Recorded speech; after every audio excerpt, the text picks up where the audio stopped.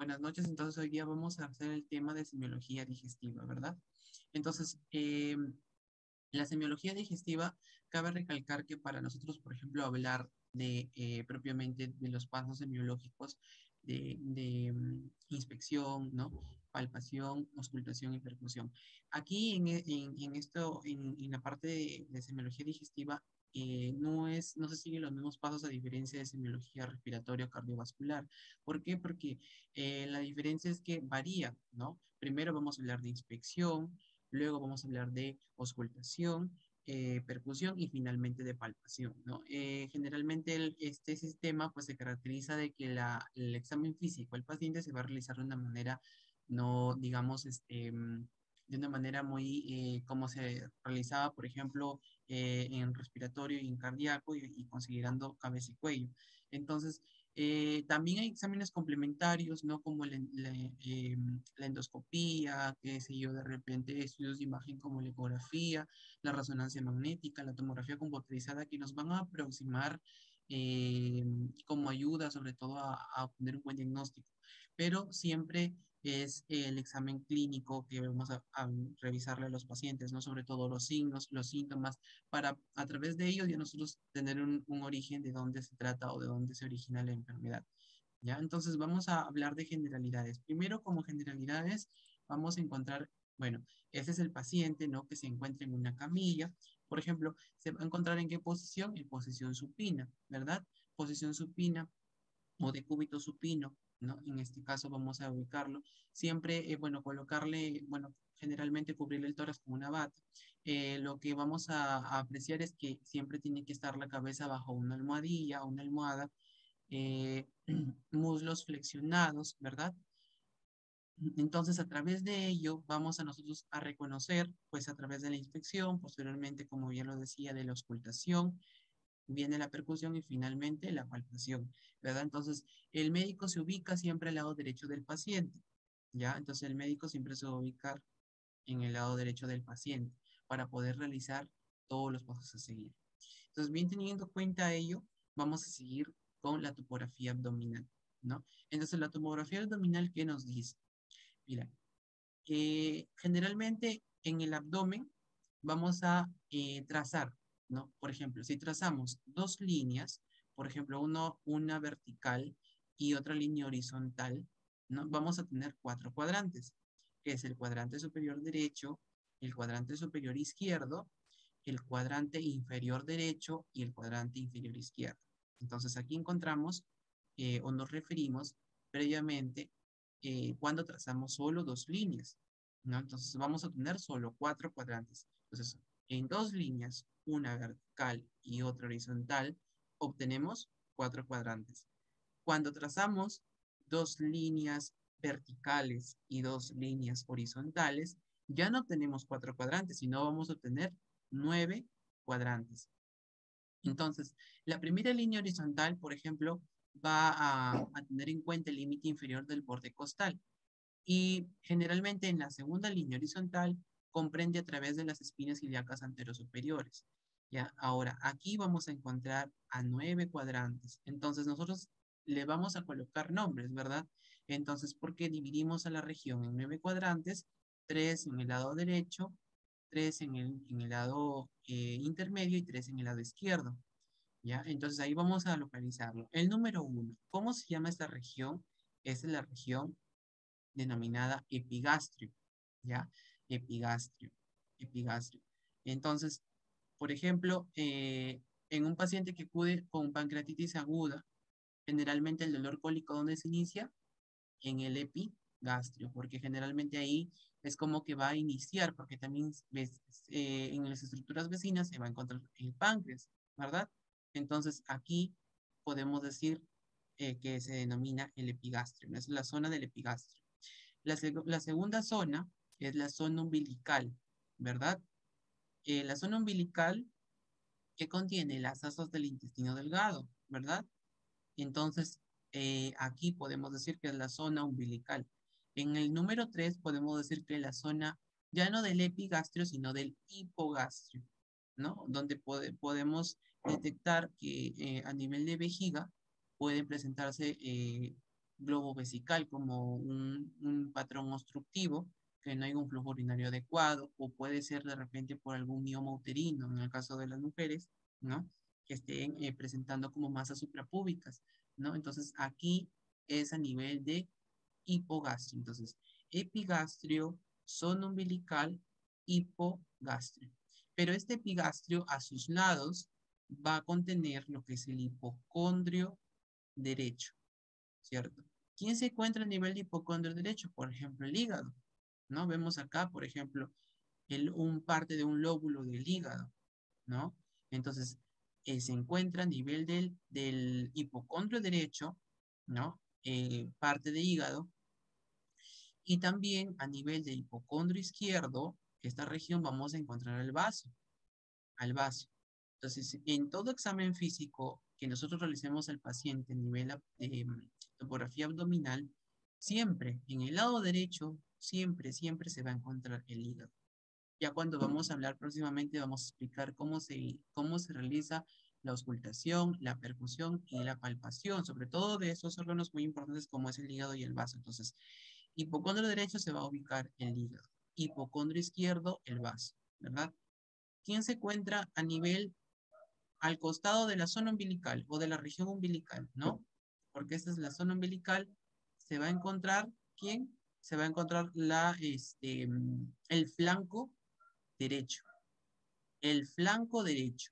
En flanco derecho, ¿quién se encuentra? Colon ascendente, parte del intestino grueso.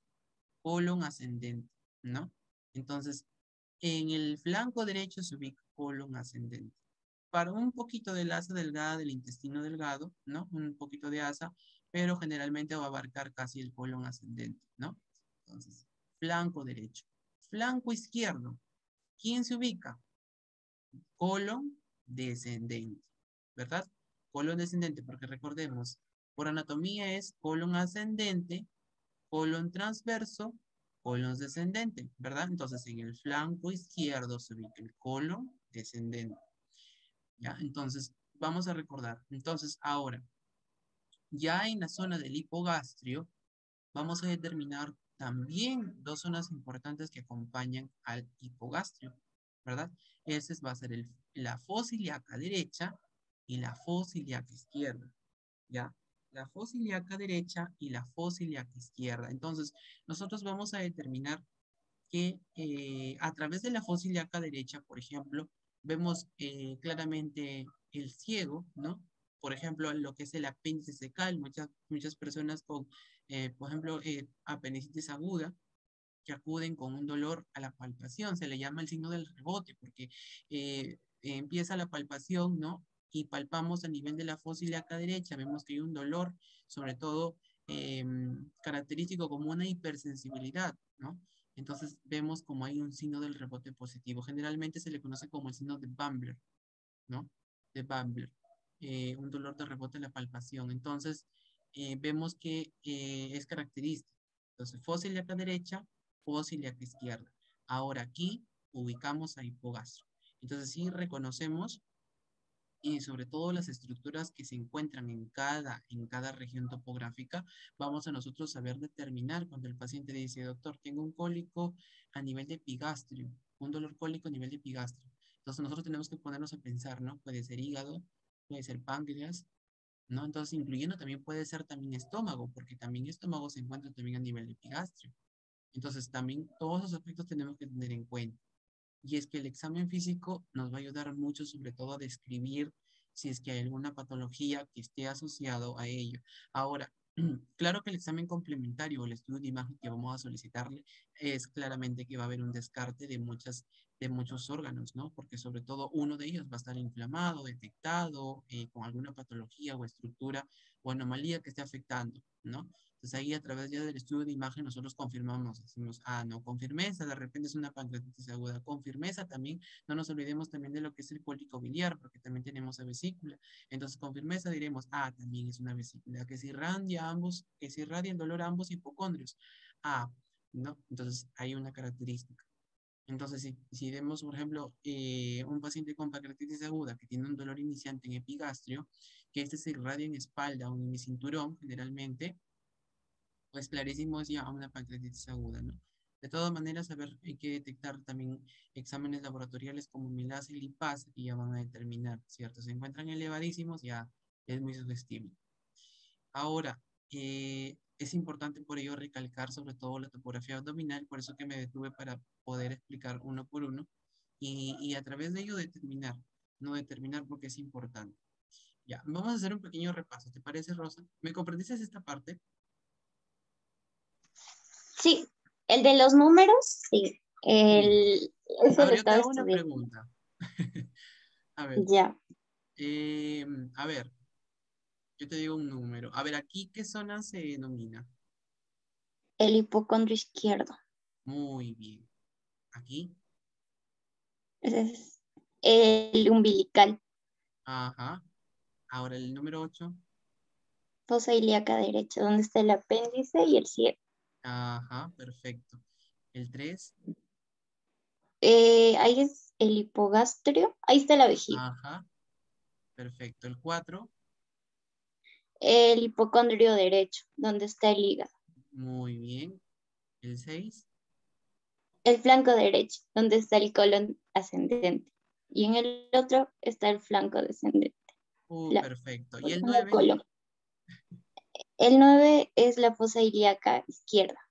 Ya, perfecto, muy bien, Rosa. Me alegra mucho que hayas entendido este aspecto porque es importante, ¿no? Y sobre todo ahí, mira, tú reconociendo ya la topografía abdominal, ya cuando realices toda la semiología respectiva, ya te vas a saber orientar y vas a saber dirigirte, ¿no? Ya que el examen complementario va a ser de tu ayuda, pero ya teniendo esto en tu mente, pues es ya más práctico, más fácil. Ah, sí.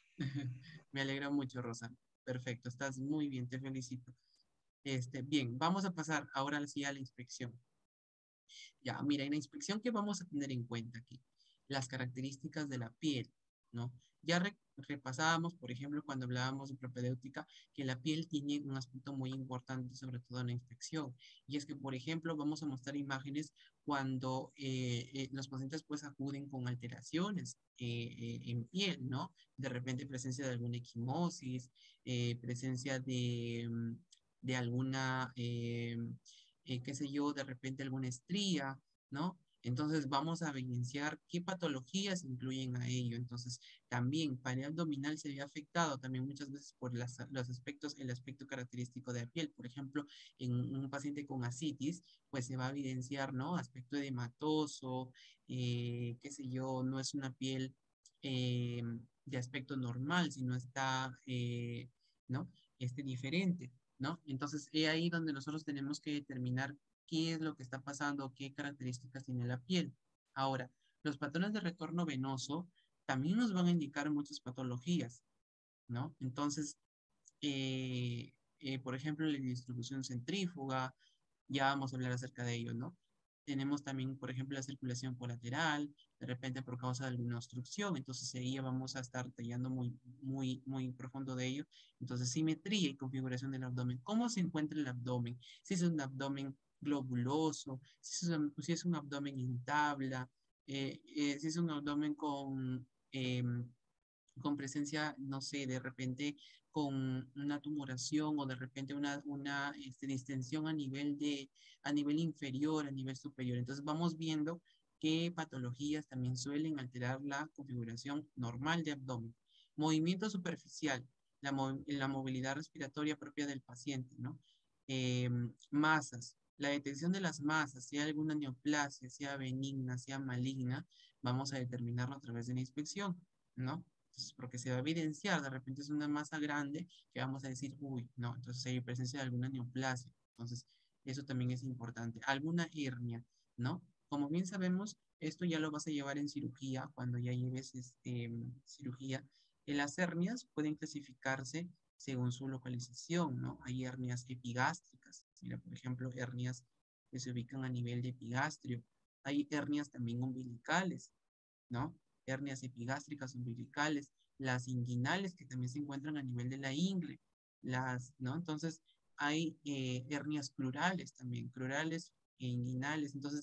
Entonces también podemos recordar y a la vez detectar sobre todo presencia de hernias que pueden encontrarse. Esas pueden ser también causas también muchas veces posoperatorias o que justamente también hay una clasificación muy grande de las hernias que ya se explicará, por ejemplo, cuando son una hernia estrangulada, ¿no? Que quizá la hernia estrangulada tenga una dificultad de la coagulación, no hay un buen un buen transporte de sangre, que esté esto obstruyendo, ¿no? Y por ende, pues generalice un proceso de necrosis en el paciente, puede comprometer la vida. Entonces, claramente recalcar que con incidencia generalmente se ven también durante la inspección, muchas veces que los pacientes suelen acudir con hernias. También como complicación puede ser alguna eventración, ¿no? Que pueda presentarse también asociado a ello. Entonces hay que verificar también eso durante la inspección.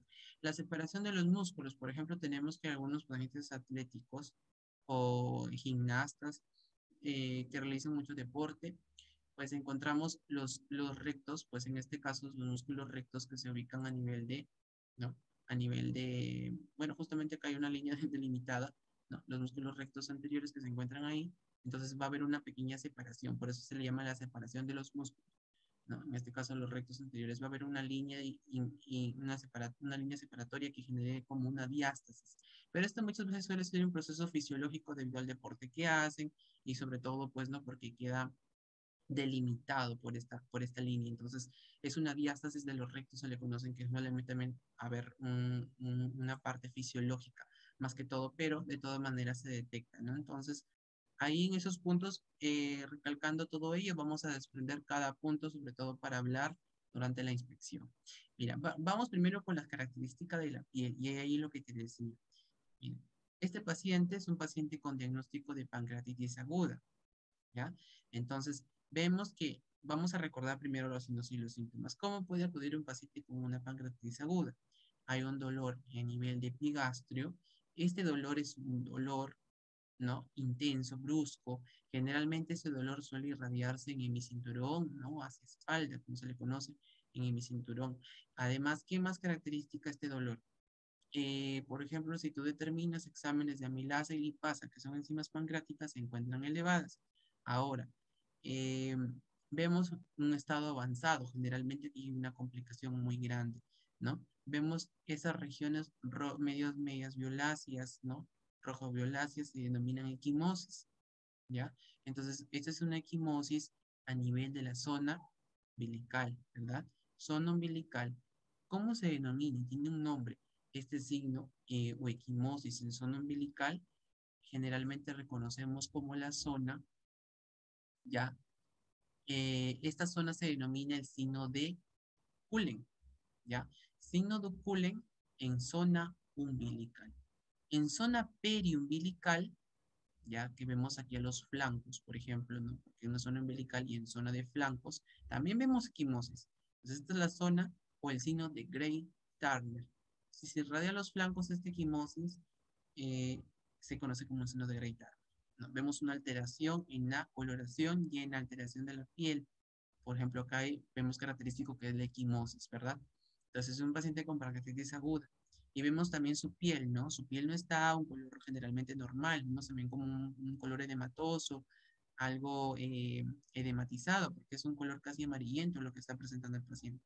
Entonces, a través de esos puntos vamos determinando y describiendo la imagen y la patología. Entonces, ya teniendo ello, vamos a seguir con la siguiente imagen. Mira, eso es lo que te decía de las famosas estrías. Este es un abdomen, por ejemplo, globuloso, ¿no? Parece un globo, generalmente por eso se le denomina así, globuloso. Es un abdomen, pues, con características de un aspecto de hinchado, de matizado, ¿no? Es un abdomen globuloso. Esa es una paciente con síndrome de Cushing, ¿no? Y estas pequeñas regiones eritematosas son estrías, ¿no? Estrías rojo-vinosas se le conocen así, que se presentan a nivel de, ¿no? A nivel de los flancos, ¿no? Y a nivel de fosas ilíacas, claramente, ¿no? Es irradia, puede irradiar un poquito de flanco, pero más que todo se puede presentar en fosas ilíacas, ¿no? Tanto derecha como izquierda. Son rojos vinosos en un paciente con síndrome de Cushing, ¿ya? Entonces, si te dicen, todo paciente con síndrome de Cushing puede presentar esas estrellas rojovinosas en el abdomen, claro que sí, puede presentar esas estrellas rojovinosas. Entonces ahí tenemos otra imagen. Y el patrón venoso lo que te iba, ¿no? Por ejemplo, en un patrón de circulación de la siguiente manera, en dirección lateral o en circulación, quiere decir que sí, es normal, ¿verdad? Esto es un patrón venoso normal. Un patrón venoso cuando hay una distribución centrífuga, ¿qué quiere decir? La famosa cabeza de medusa. ¿Por qué se le conoce así? Porque es una circulación alterada. Generalmente aquí la circulación pues se empieza a alterar y se empieza a ver en un paciente con ascitis con una famosa circulación colateral. En un momento te voy a mostrar una imagen acerca de ello porque se nota claramente, ¿no?, la presencia de circulación con distribución centrífuga. ¿Dónde le podemos ver esto? En pacientes con hipertensión portal. ¿Qué pacientes hacen hipertensión portal? Pacientes cirróticos hepáticos, ¿no? Pacientes con cirrosis hepática hacen la presencia de ascitis y muchas veces la cabeza de medusa. ¿Ya? Y ahora vamos a ver una imagen, te voy a mostrar una imagen. ¿Ya? Ahora voy a de un paciente con cabeza de medusa, mira, clarísimo se nota. Ahora te muestro una imagen.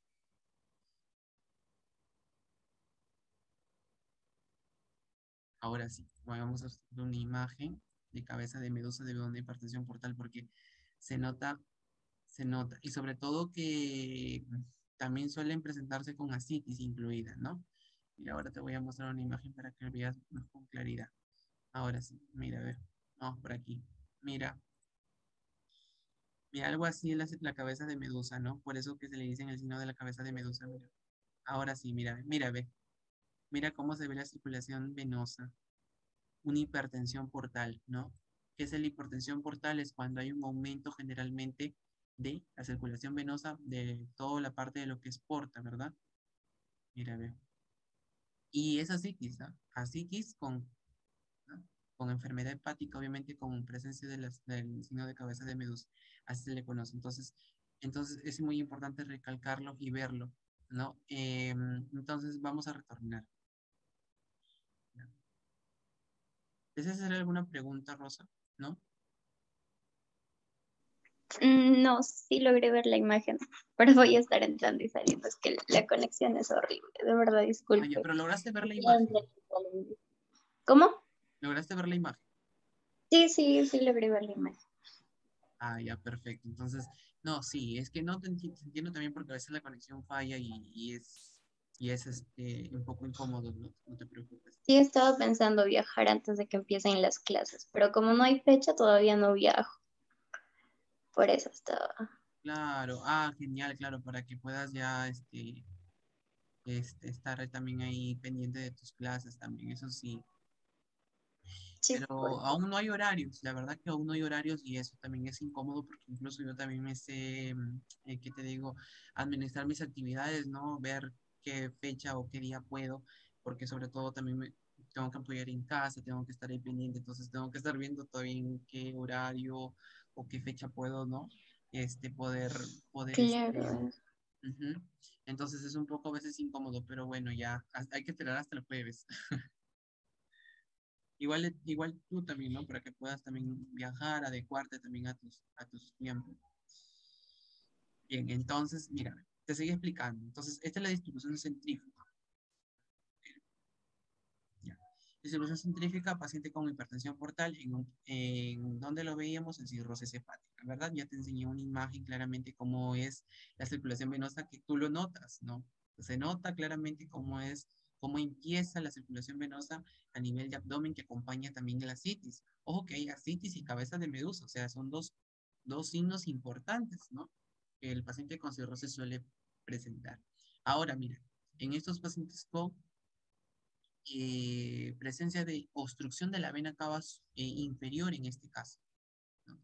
De la vena cava inferior, estos pacientes suelen presentarse, por ejemplo, con alteraciones de la circulación, pero aquí la circulación ya no es centrífuga como en este caso, ¿no? Sino que ya es una circulación más que todo perpendicular, ¿no? Porque digamos que se distribuye de una manera diferente a esto, ¿no? Entonces, paciente claro, con presencia de obstrucción de la vena cava inferior, ya podemos estar hablando que esto se puede estar irradiando tanto a flancos, ¿no? Incluso puede llegar hasta nivel de hipocondrios o epigastrio, ¿no? Entonces decimos que un patrón propiamente eh, que puede presentarse en, en, en obstrucción de vena cava inferior, pues suele ser característico de ello, ¿no? Entonces, ese es un patrón muy diferente, como perpendicular o característico, o muy diferente también a lo que es hipertensión portal, que era una distribución centrífuga. Ahora, vamos a seguir hablando y seguir explicando. Mira, por ejemplo, aquí tenemos los diferentes tipos de abdomen, ¿verdad? Mira, luego vamos a explicar esta imagen, ¿ya? Ahora, mira, encontramos diferentes tipos de abdomen. Vemos en la primera imagen una distensión generalizada, ¿verdad? Imaginemos que esta es la cabeza, este es el abdomen y estas son las piernas, ¿no? Bueno, ahora, vemos una distensión generalizada, pero con oclusión del ombligo, porque en este caso no vemos al ombligo. Vemos que esto es característico de un paciente con obesidad, por ejemplo, ¿no? Obesidad. Eh, ¿Qué más podemos decir? Ya sea, por ejemplo, un paciente obeso, paciente con sobrepeso. Ahora, en este siguiente caso, es un paciente con una distensión generalizada sin oclusión del ombligo, ¿no? Aquí podemos hablar ya nosotros de patologías diferentes. Por ejemplo, también puede ser un probable, podemos decir que también podemos incluir a la obesidad, pero generalmente podría ser un sobrepeso, no tanto obesidad, ¿ya? ¿Qué más patologías podemos incluir aquí? Podemos incluir, por ejemplo, la citis, ¿verdad? Como ya veíamos diciendo, la citis crónica que está afectando a todo paciente con cirrosis hepática, pues suele ser característico que se presente de esa manera. Ahora, algún tumor, ¿no? O la presencia de alguna hernia, también quizá. Entonces vamos viendo todos los tipos y las características de ello, ¿verdad? Entonces, mira, por ejemplo, en el siguiente imagen vemos un abdomen en tabla. ¿Por qué se le conoce en tabla? Porque es un abdomen que está con una depresión, vemos acá, ¿no? A nivel medio, ¿no? Entonces, por ejemplo, ¿en qué momento vemos en estos casos, ¿no? En una desnutrición, por ejemplo. Entonces, un abdomen deprimido, ¿no? Vemos en el siguiente caso que hay un abultamiento, una distensión en su parte, generalmente en su parte, podemos decir medio inferior, ¿no? Vamos a considerar ambas partes porque en ambos se encuentra abultado. Un probable embarazo, ¿no? Un probable embarazo. ¿Qué más podemos decir?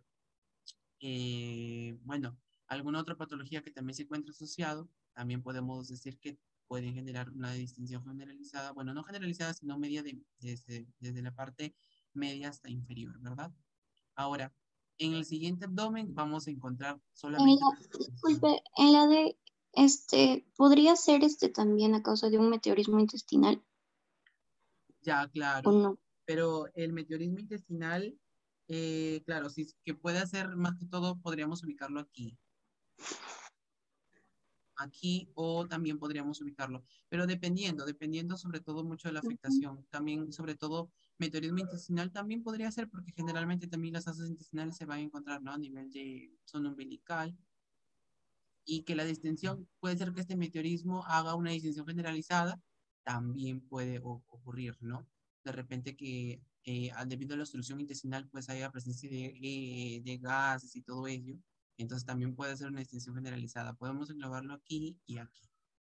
Está muy bien, muy buena la acotación, Ros. Gracias también. Y pues, y en la parte de, como te decía, la distinción a nivel inferior, podemos hablar de una tumoración de una masa suprapúbica, por ejemplo, tumor de ovario, tumor de útero, ¿verdad? En las damas. Y también podemos hablar de un globo vesical en pacientes varones, ¿no? Porque esta presencia como esta masa, esa tumoración que se esté formando a nivel de región, sobre todo suprapúbico, ¿no? Y ¿qué más podemos ver? Y en la última imagen, pues vamos a ver la distinción de una parte superior de abdomen, pero aquí vemos puede ser por un quiste pancreático quizá, porque recordemos que el páncreas se ubica a nivel de epigastrio, ¿verdad? Alguna carcinomatosis, alguna neoplasia también gástrica también puede ser, porque el estómago también se encuentra ahí. Entonces, evaluamos todo ese tipo de aspectos y sobre todo la característica del abdomen, ¿verdad? Reconocer cuando es un abdomen generalizado, con oclusión de ombligo, perdón, sin oclusión de ombligo, con oclusión de ombligo. un abdomen excavado en tabla que le llaman presencia de pacientes con desnutrición, ¿no? Entonces así vamos viendo, ¿no? Cuando en este caso se presenta una distensión media inferior, una distensión solo inferior y una distensión solo superior. Entonces ahí vamos viendo. Y está muy bien tu cotación sobre el meteorismo intestinal, que podemos englobarlo aquí o aquí, ¿verdad? Mira, y en la siguiente imagen vamos a presentar que esta es una eventración, ¿no? Esta es una eventración, eso es como una complicación, ¿verdad? Una complicación que se hace generalmente, bueno, se realizó una cirugía, pero ya se presentó como una complicación. Generalmente la eventración suele comprometer asas intestinales, a veces aponeurosis y la misma piel, ¿no? Entonces también existen grados. Ya cuando lleves cirugía, generalmente ahí te van a estar explicando cómo es que se realiza la eventración, cuáles son sus grados, qué es lo que va a manifestar y qué es lo que va a comprometer. Pues en cuanto a la eventración, pues generalmente es secundario, ¿no? A una intervención quirúrgica, como ya te lo menciono, ¿no? Y que se nota con claridad, ¿no? Tanto a nivel de zona de epigastrio como en zona casi umbilical, comprometiendo casi hipocondrio, ¿verdad? Entonces, perdón, a hipogastrio. Entonces, vemos las zonas que está comprometida, ¿no? Epigastrio, zona umbilical e hipogastrio, ¿no? Entonces, casi comprometiendo casi, ¿no? Y que esto que casi se vaya también a los flancos o si no a fosas ilíacas, ¿no? Entonces hay que tener en cuenta ello. Ya, entonces una vez que reconocemos, a eso me referiría, por ejemplo, cuando debíamos detectar las masas, la presencia de masas, de alguna hernia, de alguna eventación, ¿no? Por ello es muy importante evaluar sobre todo también la musculatura abdominal. Hay pacientes que también presentan las diástasis de los rectos, que es la separación, ¿no? Una línea imaginaria sobre las diástasis de los rectos anteriores. Se llama la separación, como ya te explicaba, que era fisiológico. Entonces es ahí donde podemos verlo a través de la inspección. Y mira, este es un paciente con ascitis, pero sin cabeza de medusa, porque veíamos la cabeza de medusa como era prominente, ¿verdad? Se notaba una distribución centrífuga. Entonces ya sabemos, patrón venoso con distribución centrífuga, hablamos de un paciente con hipertensión, tal, paciente con cirrosis hepática, ¿no? Entonces, presencia de ascitis, también podemos decir que es una cirrosis hepática, pero claro que no hay cabeza de medusa, pero no podemos descartar que sea una cirrosis hepática por la presencia de líquido en cavidad abdominal. Y en esta paciente de sexo femenino también hay una ascitis clara, pero aquí acompaña una hernia a nivel umbilical. Hay que recalcar sobre todo y ver, evidenciar una característica de la piel, como qué vamos a evidenciar, si alguna masa, alguna eventración, alguna hernia. Entonces, vemos también la característica de la piel. Por ejemplo, acá vemos nada más una elevación característica de un paciente con ascitis, pero no vemos cabeza de medusa. Entonces, tenemos que tener en cuenta ello, ¿no? Entonces, vemos que también los pacientes que presentan cabeza de medusa o con ascitis asociado, generalmente pues hay un mayor riesgo de vida, también un mayor compromiso de vida, ¿no? Sobre todo porque hay una mayor mortalidad. Sobre todo también para la ascitis también hay grados, ¿no? Una ascitis leve, ascitis moderada, ascitis severa, ¿no? Hay varios tipos de citis, ¿no? Generalmente cuando ya la citis es generalizada o es severa, generalmente ya empieza la extracción, ¿no? Como te explicaba la semana pasada, cuando decíamos que era la extracción, retirábamos el líquido y respondíamos al albúmina, porque por ejemplo, todo paciente con ascitis, lo que hay baja albúmina. La albúmina baja, que es una proteína, ¿verdad?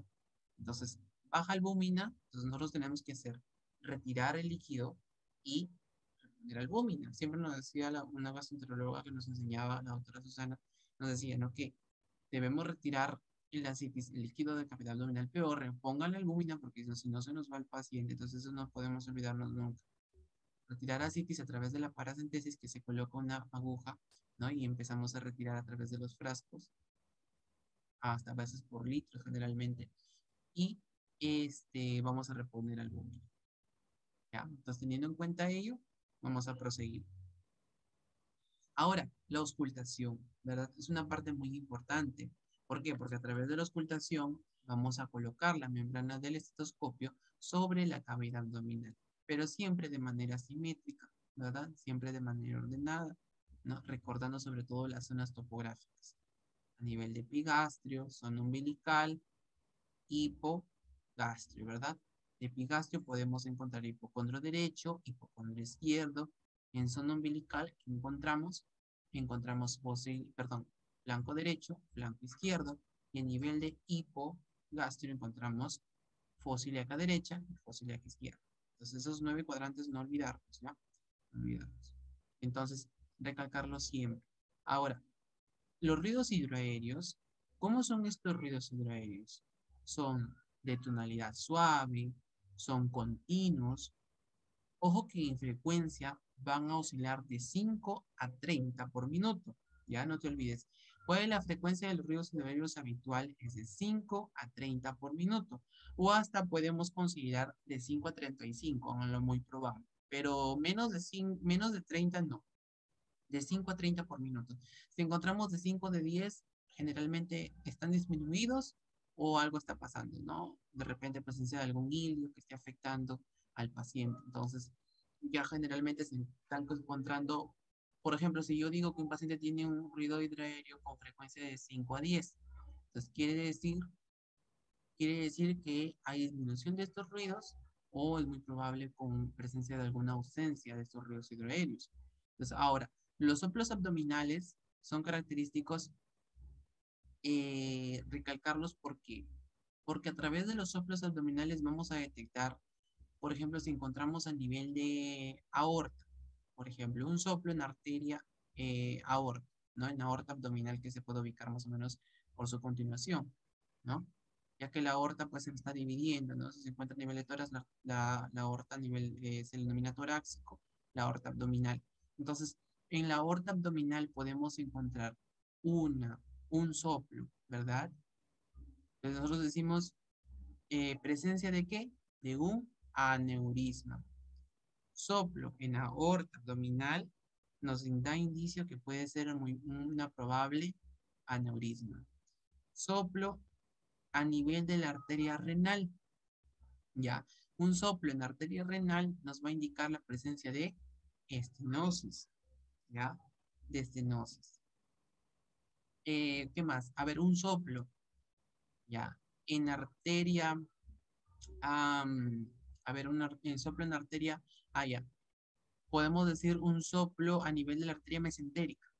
¿Ya? Arteria mesentérica nos puede hacer un indicio de una presencia de quizá de repente de una alteración también conocida como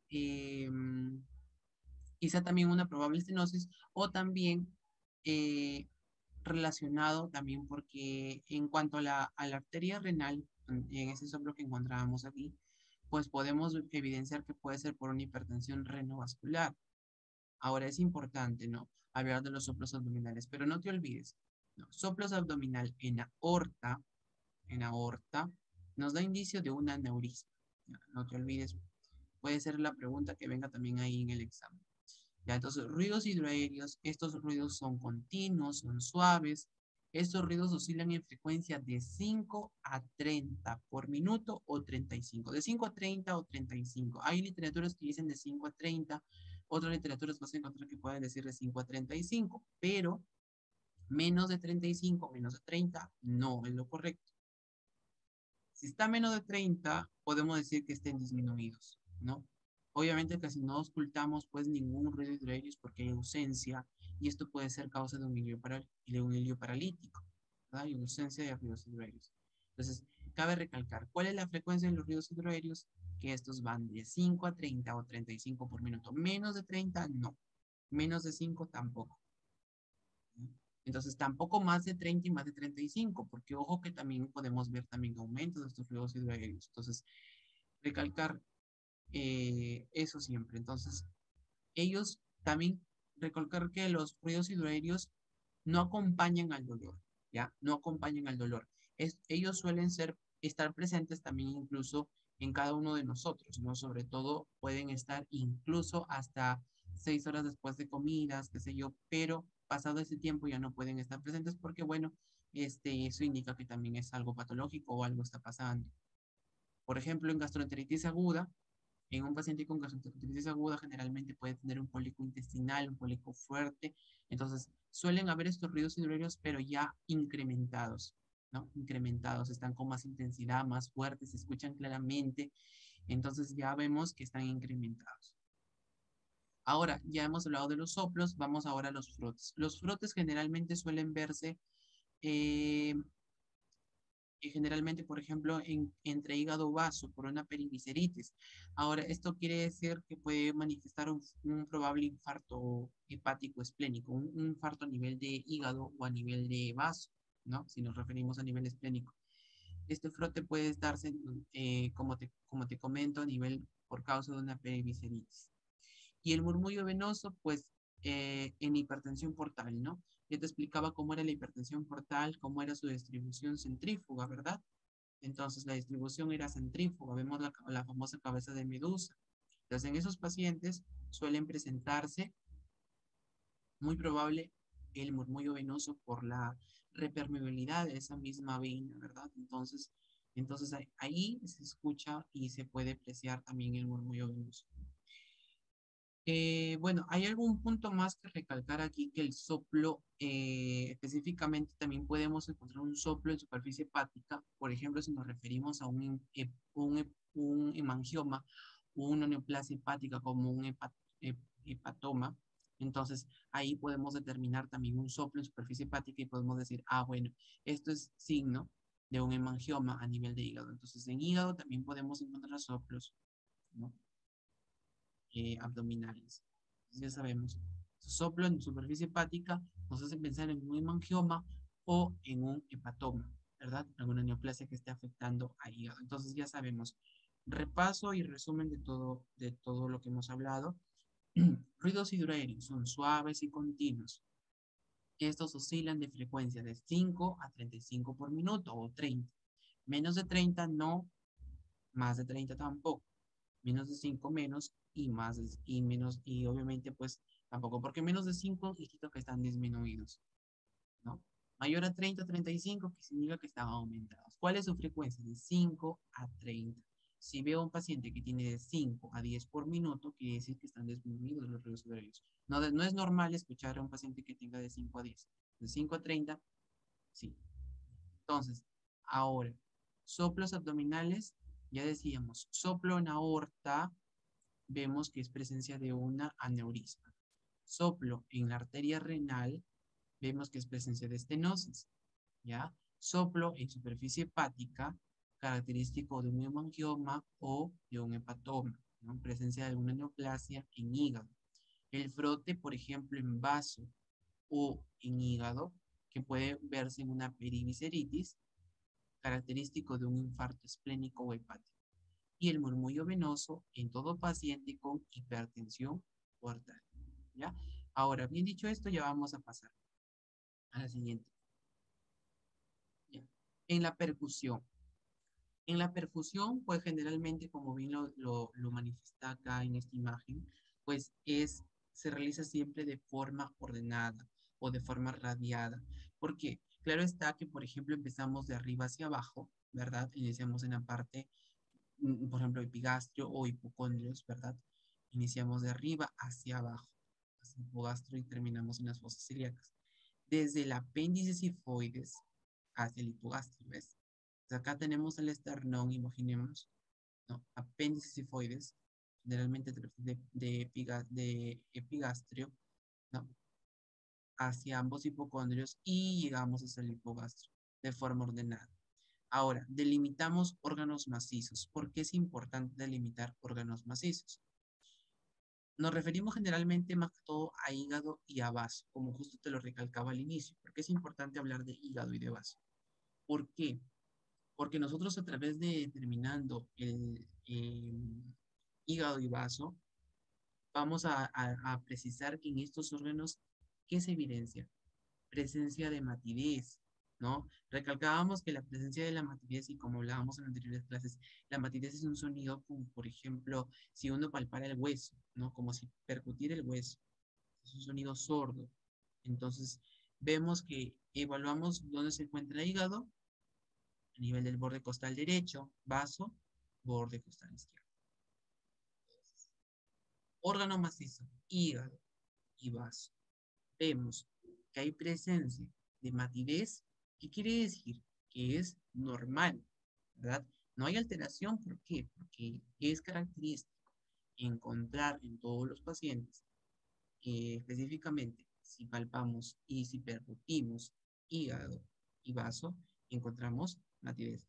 No debemos usarlo porque es lo normal, salvo que después en toda la superficie abdominal tiene que ser una sonoridad timpánica, o sea, sin matidez, a excepción del hígado y el vaso. Si yo te digo, el paciente ante la percusión se encuentra hígado y vaso, perdón, con matidez hepática como esplénica, entonces nosotros decidimos, perfecto. Entonces se encuentra en un estado normal, ¿ya? En estado normal, no patológico. Ahora, las tumoraciones sí claramente van a ser patológicas, porque, por ejemplo, una tumoración, por ejemplo, eh, a nivel de cabeza de páncreas, una neoplasia en cabeza de páncreas, por ejemplo. Y hablamos de una tumoración. No es normal encontrar matidez, que se yo, a nivel de, pa- de lo que vamos a manifestar en alrededor de la cavidad abdominal. Entonces, también podemos considerar al espacio semilunar de Traube. ¿Por qué consideramos el espacio semilunar de Traube? Porque esta es la porción donde se va a encontrar a nivel de hipocondrio derecho, donde en cavidad abdominal. El espacio semilunar de Traube generalmente tiene una percusión timpánica, timpanismo, al igual que toda la superficie abdominal, ¿verdad? Entonces, eso sí hay que recalcar. Órganos macizos como hígado y vaso van a tener matidez, tanto hepática como esplénica, pero esta matidez es fisiológica, a excepción de tumoraciones que van a ser patológicas. Y recuerda que toda la cavidad abdominal va a ser timpánica, a excepción de estos órganos y del espacio de Traube, que obviamente va a ser también timpánico, ¿ya? Entonces esos puntos hay que recalcarlos. Entonces es importante recalcar las notas, los sonidos a través de la percusión, como tenemos, por ejemplo, el timpanismo, que no denota, en este caso, un tono más elevado que la resonancia, localización sobre las vísceras llenas de aire, ya, en la hiperresonancia. Entonces recordar que el timpanismo se puede encontrar en casi toda la cavidad abdominal, a excepción de hígado y vaso. Espacio de Traube, timpanismo. Entonces, hiperresonancia, el tono está entre timpanismo y resonancia. Base del pulmón izquierdo, por ejemplo. Resonancia, nota mantenida de tono moderado sobre tejido pulmonar y en ocasiones en el abdomen, pero más frecuente es evidenciar el timpanismo. Y la matidez es una nota corta, pero de tono elevado, con una poca resonancia, y lo podemos encontrar sobre órganos sólidos. ¿Quiénes son? Ya recalcábamos, vaso y matidez fisiológica, porque es normal encontrarlo. Adyacentes a estructuras llenas de aire. Y también considerar las tumoraciones que suelen presentarse dentro de cavidad abdominal. Ahora vamos a hablar generalmente cómo podemos iniciar la percusión a nivel de hígado y a nivel de vaso, porque es importante recalcar ello, ¿verdad? Ahora nosotros vamos a redirigirnos y sobre todo vamos a tener en cuenta de que vamos a iniciar la percusión, ¿no? Tanto en la línea medio esternal como medio clavicular, siguiendo las flechas, ¿no? Siguiendo las flechas. Entonces, cuando llegamos más o menos al lóbulo, en la parte del lóbulo superior del hígado, ya vamos a encontrar la presencia de la matidez, por ello vemos esos puntos azules, celestes, ¿no? Y de igual manera, línea medio clavicular con la línea medio esternal, llegamos a percutir hígado, entonces vamos a encontrar matidez hepática, siempre en el borde costal derecho. Entonces, hay parte de epigastrio y compromete parte de hipocondrio derecho. No te olvides, hígado se encuentra en el lado derecho. Entonces, siempre el hígado se va a encontrar en el lado derecho. Vasos siempre, siempre se encuentran en el lado izquierdo. Y eso era algo muy importante que siempre nos recalcaban cuando estábamos en los primeros ciclos, ¿no? Nos decían, hígado se encuentra siempre en el lado derecho, vaso en el lado izquierdo. Entonces, reconocerlo anatómicamente es imprescindible, ¿no? Entonces, ahora decimos matidez hepática y esplénica, perfecto. Esto es normal porque es un órgano sólido que estamos percutiendo. Entonces, si vemos en cavidad abdominal que hay matidez a nivel, no sé, de zona umbilical o qué sé yo, en flancos, en fosas ya no corresponde a hígado ni a vaso, entonces decimos, no, esto ya es una masa, es una tumoración, es algo que está presentando la paciente o el paciente que nos hace pensar diferente. Entonces, también podemos percutir vaso en la línea medio axilar izquierda. Vamos a iniciar la percusión siempre también en el reborde costal en el borde costal izquierdo, ¿ya? No olvidar, no olvidar, no olvidar, no olvidar. Entonces, hígado, perdón, lado derecho, vaso en el lado izquierdo. Entonces, ya sabemos, ¿no? Entonces, siempre recalcar los puntos importantes, sobre todo en la percusión. Y vamos también a recalcar también para detectar ascitis, ¿no? Encontramos también dos maniobras muy importantes, ¿no? Sobre todo tenemos, por ejemplo, la maniobra de la matidez, para detectar matidez en ascitis, que es la matidez desplazable, y también vemos también la de la onda cítica. Entonces, a través de estos tipos de maniobras, nosotros vamos a poder determinar sobre todo qué es lo que caracteriza o cómo podemos percibir este líquido en cavidad abdominal. Obviamente, por ejemplo, si encontramos el paciente en decúbito lateral que vemos aquí, vamos también a percutir sobre todo sobre en búsqueda, ¿no? Sobre todo si vemos un aspecto de matidez, ¿no? Entonces vemos o percutimos y notamos matidez a nivel de cavidad abdominal, estamos siendo característico de ascitis. Sobre todo, más que todo, podemos sospechar o podemos realizar ello y es en decúbito supino, ¿no? Cuando vemos que hay una ascitis leve, ¿no? De repente quizá la ascitis leve no es tan visible a simple vista que uno puede decir, ah, no, tiene ascitis, ¿no? Como vemos, por ejemplo, en la imagen de aquí, ¿no? Que es una citis, bueno, tú lo ves, ¿no? Y digamos, ah, es una citis moderada, casi severa, porque nosotros estamos viendo un aumento de la cavidad abdominal por la presencia de líquido. Entonces aquí ya no estamos viendo ellos y no estamos viendo quizá de repente una citis leve, que vamos a detectarlo, qué sé yo, por la presencia de la onda, el signo del oleado positivo. Entonces todo ello vamos a determinar, ¿no? A través de la percusión. Entonces, existen dos maniobras importantes como lo que es la matidez desplazable y lo que es en este caso la onda cítica. Ahora vamos a pasar a la palpación. Mira, para la palpación es imprescindible y sobre todo más recalcable a nivel de superficial y profunda, ¿no? ¿Por qué? Porque la palpación superficial vamos a nosotros a determinar, como su nombre lo dice, ¿no? Con los pulpejos de los dedos vamos a determinar sobre la superficie corporal, en este caso abdominal, la resistencia muscular. ¿Qué más? Dolor a la palpación. Hay pacientes que tienen hiperestesia, ¿no? Como te hablaba hace unos momentos con el signo de rebote, el de Bambler, que se presenta en todo paciente con, perdón, con apendicitis aguda. Ahora, aquí en estos pacientes, pues, si se ubicamos en la fosa ilíaca derecha, ¿no? Nosotros decimos, ah, bueno, hay dolor a la palpación, hiperestesia cutánea, signo de rebote positivo. Entonces, todo eso nos tiene que orientar, sobre todo a patologías muy frecuentes, ¿no? Masas, por ejemplo, si hay presencia de alguna neoplasia a nivel de cavidad abdominal, siempre reconociendo la topografía torácica y evidenciando más aún qué es lo que podamos determinar, ¿no? Y el edema de la pared abdominal, ¿no? Vemos de repente un paciente con edema, edematoso, también de repente una citis leve, entonces a través de ello vamos a determinar con la palpación superficial, ¿no? Entonces, a través de la palpación superficial nosotros vamos a reconocer, ya sea que aquí la mano extendida, ¿no? Sea aplicada ya sea en forma paralela sobre la pared abdominal, y es que vamos a efectuar una pequeña flexión de dedos, ¿no? Y ya sea en cavidad abdominal, y sobre todo, pues se puede comenzar en cualquier región, pero de manera ordenada, ¿no? Siempre. Sentido horario, ¿ya? No olvidar siempre. Ahora, la palpación profunda. Ya en la palpación profunda, lo que diferencia de una palpación superficial, que aquí ya vamos a ir a la búsqueda de órganos, detectar órganos, tanto protrusiones y masas, pero generalmente vamos a ir y desprendernos y verificar qué es lo que está pasando, sobre todo en cada órgano, o qué es lo que vamos a evidenciar o vamos a percibir a través del tacto, ¿no? Protrusiones y masas, como ya hablábamos de alguna neoplasia en cavidad abdominal, el hígado, ¿no?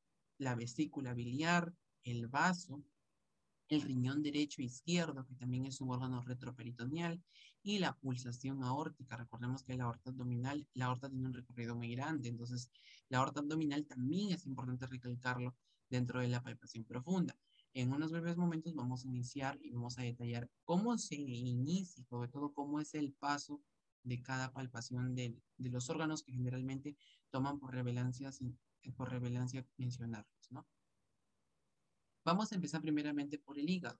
Ahora, en el hígado, como siempre digo y recalco, ¿no? En este caso que se aplica o se va a realizar a nivel de derecho, ¿cierto? Derecho. Entonces, ¿nosotros qué podemos determinar a nivel de hígado? Entonces, vamos a utilizar, ¿no? Entonces, una palpación bimanual, ¿no? ¿Qué quiere decir esto? Que usamos ambas manos, ¿sí? Entonces, vamos a ubicar los dedos de las manos que estén extendidos, ¿verdad?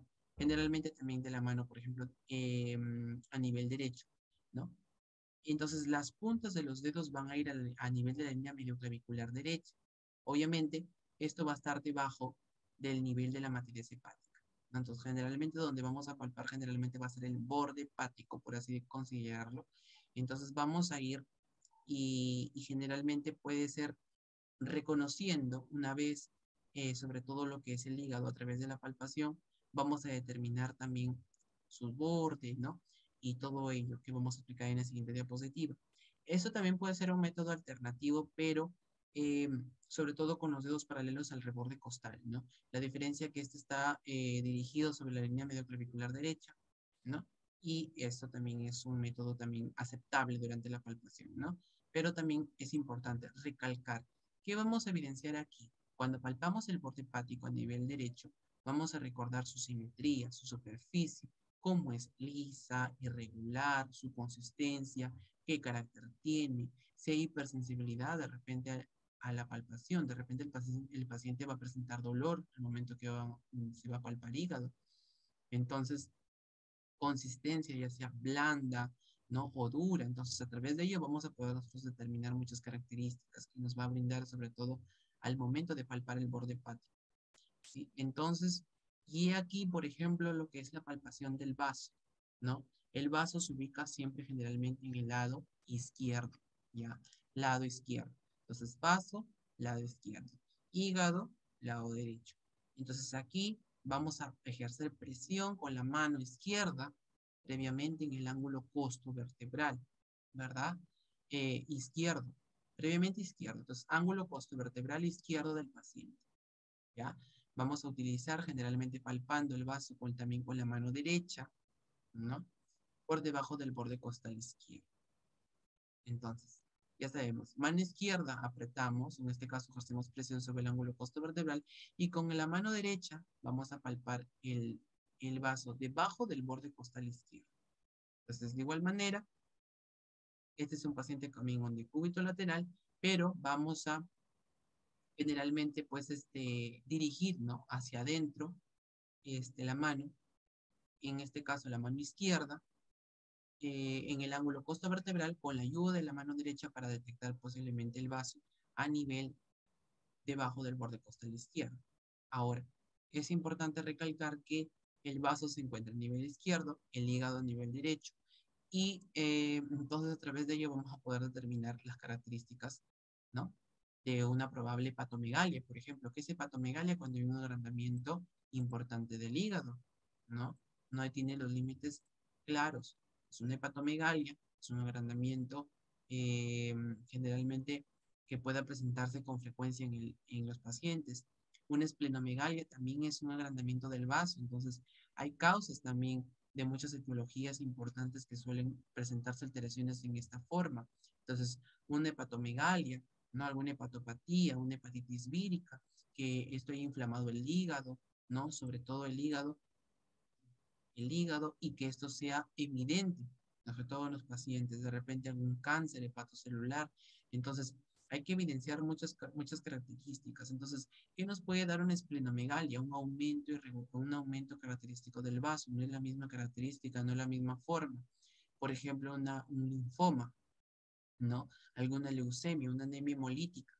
Recordar y siempre decir, ¿no? Que el vaso, me acuerdo que una doctora nos decía que es el cementerio de los eritrocitos, porque es ahí donde generalmente, pues, eh, van a regenerarse los glóbulos rojos. Entonces, es como que ahí, ¿no? Ahí se deposita. Entonces van a ir como se considera como el cementerio de los eritrocitos. Entonces, en un probable linfoma podemos determinar un agrandamiento del vaso.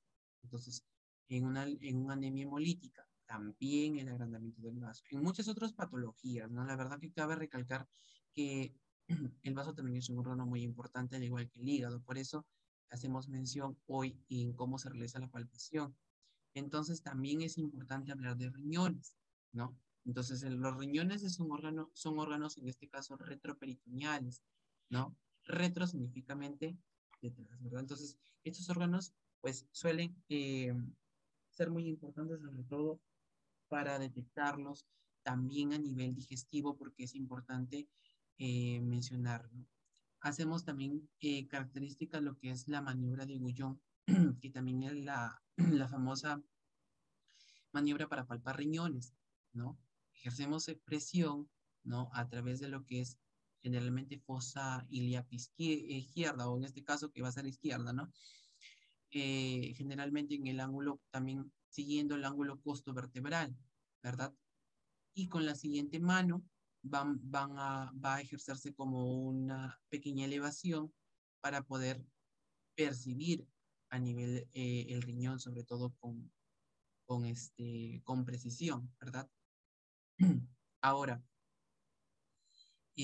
cabe recalcar que la aorta también tiene un papel importante porque a través de la palpación con los pulpejos de los dedos, pues es que vamos a evidenciar la pulsación aórtica, ¿verdad? Cómo ubicamos o cómo se evidencian estos latidos, ¿no? La pulsación aórtica. Entonces vamos a evidenciar a través de la palpación, utilizando generalmente pues el dedo pulgar o el índice, pues vamos a evidenciar ello. Entonces, cabe recalcar que es de suma importancia detallar siempre paso a paso los pasos semiológicos importantes, ¿no? Y bueno, pues eso ha sido todo por hoy, Rosa. La clase eh, espero haya sido de tu agrado nuevamente y la verdad que siempre es un honor pues contar con tu presencia en cada una de nuestras clases. ¿Qué tal te pareció la clase de hoy? ¿Qué expectativas? Sí logro entender la mayoría de la clase, solo que la última parte con un poquito. Me estaba botando cada rato, pero Oh, no te preocupes, pero igual como te digo, es bueno y siempre tu esfuerzo y tu responsabilidad y agradecerte también porque cada clase tienes un desenvolvimiento brillante y sobre todo pues me voy sobre todo muy contento y muy feliz siempre de verdad de poder que sobre todo los conocimientos, ¿no? Y que siempre se repasan y que bueno, que están quedando también en ti, estás aprendiendo un poco más también acerca de ello. Y la verdad que mucho más como academia, también médicos, por eso se preocupa también por tu enseñanza y a la vez también es importante que uno siga adelante, ¿no? A pesar de todas las cosas, uno siga adelante y eso es muy bueno. De verdad te felicito mucho porque veo que en todos estos días, estas semanas que hemos estado teniendo, a pesar que el curso también es corto y es intensivo, pues es a veces quizá por el tiempo, pero lo importante es que veo en ti mucho futuro y eso es muy bueno, ¿no? Siempre que estés pendiente de que sigas aprendiendo, que sigas esforzando. Eso es muy bueno, Rosa. Entonces, mira, te voy a hacer muchas un repaso rápido, te voy a hacer un repaso rápido de todo lo que, bueno, vamos a de aquí en unos breves momentos hacemos el post, que es el semifinal, porque no es el final es el jueves. Ya, mira, a ver, vamos a hacer un repaso previo. A ver, entonces, reconocer, ya hablamos de ello. Entonces, mira, no olvidarnos, ya, por ejemplo, mira, esto es un signo de Cullen y el signo de Grey-Turner. Entonces, equimosis en la zona umbilical y en la zona de flancos, ya. No te olvides, en pacientes con pancreatitis aguda. Son estrías rojo-vinosas en un paciente con síndrome de Cushing.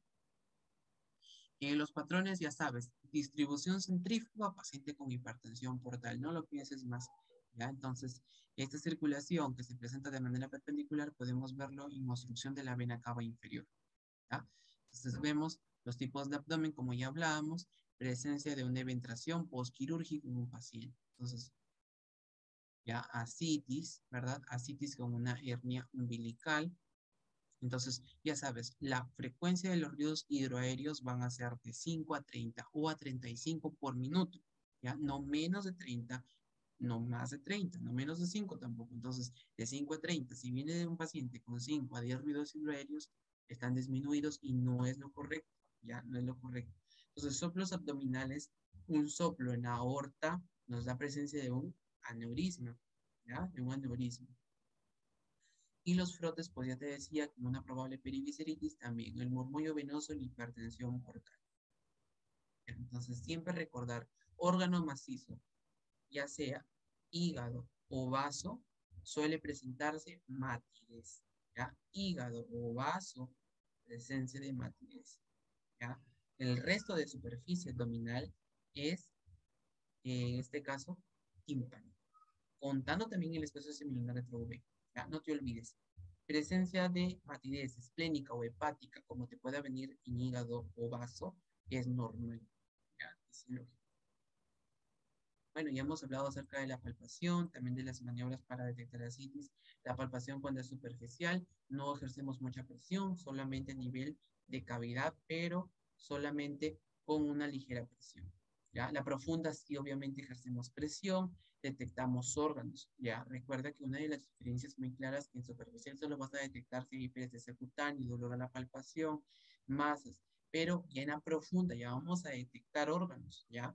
Hígado, vaso, vesícula, riñones y la pulsación aórtica. Entonces, espero y todo te ha quedado claro y me da gusto siempre, Rosa, que sigas adelante en todo. La verdad que veo mucho futuro en ti y muy próximamente seremos futuros colegas, no te preocupes, nunca te rindas y sigue por tus sueños. Ahora vamos a hacer el desarrollo del post-test, ¿ya? Eh, Me alegra bastante que hayas entendido muy bien la clase y que estés siempre activa. Ya el día jueves vamos a hacer también la clase final, que es el día 31. Con mucha pena, la verdad, pero bueno, también tenemos responsabilidades, tenemos también que avanzar con todo lo del ciclo. Y pues la verdad que me he sentido muy contento y muy a gusto, la verdad, de estar todo este mes contigo y a la vez compartir pues muchos conocimientos. La verdad que gracias también por la oportunidad de pertenecer también a esta hermosa familia y esa es la misión, ¿no? De que tú sobre todo como alumna pues siempre te estés ahí con todos los conocimientos pendientes y que sigas adelante. A ver, ahora te muestro, voy a primero a modificar aquí el test, a ver, para verificar que no me he equivocado en ninguna pregunta. Que todo está bien.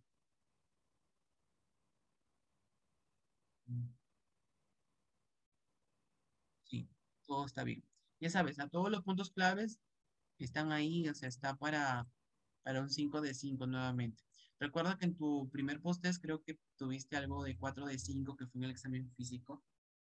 En el segundo. Sí, fue un 4 de 5. En el segundo fue un 5 de... No, un 5 de 5. El tercero fue un 4 de 5, pero al final era 5 de 5. 5, ajá, no, entonces cuenta primero 4 de 5 y los dos últimos 5 de 5, ¿verdad? Sí. Entonces estás invicta, hasta el momento tienes 5 de 5. Si tienes un 5 de 5 y en el final un 5 de 5 ya, al final el promedio va a ser 5 de 5. Eso espero, Rosa Normal. Ahora te foco la pantalla. La verdad que estoy súper, súper contento y súper emocionado a la vez que existan alumnos como tú. La verdad que súper empeñosos y esa es la misión, ¿no? Que les guste estudiar, que sigan adelante en todo, porque hay mucha gente así, muchas personas que les encanta el conocimiento, les encanta aprender mucho, pues ahí se ve la forma y el cariño y la responsabilidad sobre todo que le pones, ¿no? El empeño, la dedicación. Bueno, Rosa, a ver, desearte los mejores de los éxitos, ve uniéndote y como siempre, como te digo, me iré contento nuevamente.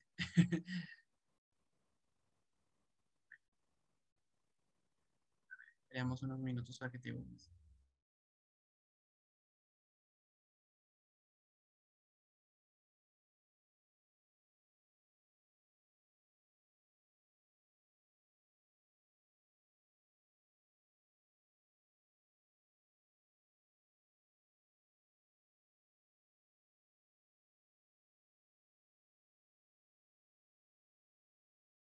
Listo, Rosa, ya te vi. Entonces, vamos, vamos ahora.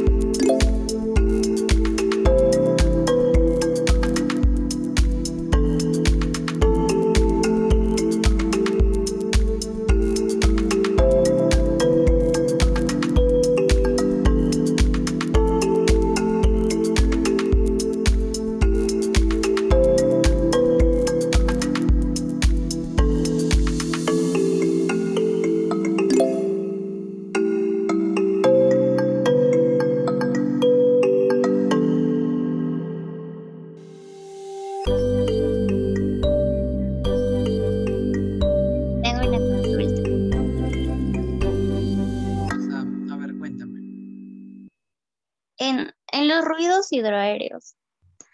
Eh, Dijo que eran suaves y continuos. Sí, Ah, es excepto. Ay, no, no. Ay, no, no. era exacto, era lo que no pertenecía. ¿Cuál Ajá, es marcaste? que no No me estaba. sale. Ah, ya lo vi. Son suaves y continuas. Ajá, y yo, ay, no, no había leído bien la pregunta. Y en el otro estaba presionando a ver si cargaba rápido y aplasté eso, porque mi internet está bien lento y no cargaba. Oh, no te preocupes, Rosa. Lo bueno, mira, que has hecho 3 de 5, pero estás bien. Ahí te mantienes, pues, ¿no? 3 de 5, 4 de 5 y las dos últimas 5 de 5. Ay, Pero qué aburrido. lo importante es que, como te digo, los conocimientos queden en ti, ¿no? En lo que es los ruidos hidroaéreos, sí, son suaves y continuos, son también llamados borborismos, no están acompañados de dolor, ¿no? Y la frecuencia, pues justamente te mencionaba cada rato, ¿no? Ajá, que es de 5 a 30 o 5 a Ajá, 35. ajá, Y cuando exacto. salió esa respuesta, yo dije, ¿qué es que no había leído excepto? Por Ajá, eso. excepto. Sí, sí, sí, no te preocupes. A veces suele suceder, a mí también me ha pasado en exámenes que a veces me he confiado y leído también, no he leído el Sí, excepto y después me di cuenta. Sí, no te preocupes, suele suceder. Pero lo importante es que ya a veces parece mentira, a veces cuando uno también erra, se equivoca, pues va aprendiendo mejor. Pero no te preocupes, es ahí donde uno ya ve lo importante, pero está muy bien y me alegra también que hayas aprendido sobre todo y reforzado los conceptos importantes, reconociendo la topografía abdominal y ello, ¿no? No, la verdad que siempre es un honor y también contar con tu participación siempre es también de vital importancia, como te digo, Rosa, normal. No te preocupes, ya va 3 de 5, 4 de 5 y 2 5 de 5. Pues, ¿no? sí, Pero ahora bueno, sí. hay que contentarse porque hay dos postes que tienes 5 de 5 y tienen más alta nota. En uno tienes 4 de 5 y en otro tiene 3 de 5. Estás perfecto. Nos vemos en Pero este caso ya el día jueves. El día jueves sí podrás ingresar, ¿verdad? sí, ojalá no se vaya la luz, pero sí, seguro que sí. Perfecto, Rosa, sí, porque ya es el último día y aparte ya también damos por culminado el módulo el día jueves 31. eh, y ya pues acabamos también el módulo de semiología. Rapidísimo, rapidísimo también se ha ido el mes, ¿no? Desde el 7 que inició hasta el 31, así es, pues, ¿no? También ha sido un método intensivo, pero de todas maneras, ante cualquier duda, consulta, si deseas también que se haga algún repaso, también estamos también para apoyarnos y de igual manera, me consultas y ya, ¿no? Podemos también hacer de repente otro repaso en algún momento, este, y luego ya también se coordina también ello, ¿no? El tiempo y la disponibilidad, porque a veces también los horarios son diferentes. Pero no te preocupes, Rosa, siempre también es un agrado, como te repito nuevamente, y bueno, pues el día 31 ya estamos viéndonos en nuestra clase final de semiología neurológica. ¿Y qué tal te pareció el Ah, desarrollo del curso, la metodología, todo bien? sí, la verdad sí, sí se aprendió bastante y por eso siempre le digo gracias porque sí, sí he estado aprendiendo mucho, la verdad. Ay, Rosa, y ya ves, y me imagino también que tus amigos, tus colegas, tus compañeros también van a desear también estar en tu lugar porque es como que un avance muy rápido, ¿no? Y como yo digo, no hubiera tenido la posibilidad también de poder hacer un repasito también del curso, no previo antes, pero no hubo la posibilidad y yo la verdad que cuando llevé por primera vez eran tantos conocimientos y yo decía, Dios mío, ¿no? Aquí hay que aprender bastante. Sí, cuando llevé por primera vez semiología era muy bonito y a la vez también era tedioso porque habían puntos muy importantes, básicos que uno debe de saber, ¿no? Entonces era de pasar de estructura 2 a semiología, era como que, wow, consiéntate porque, ¿no?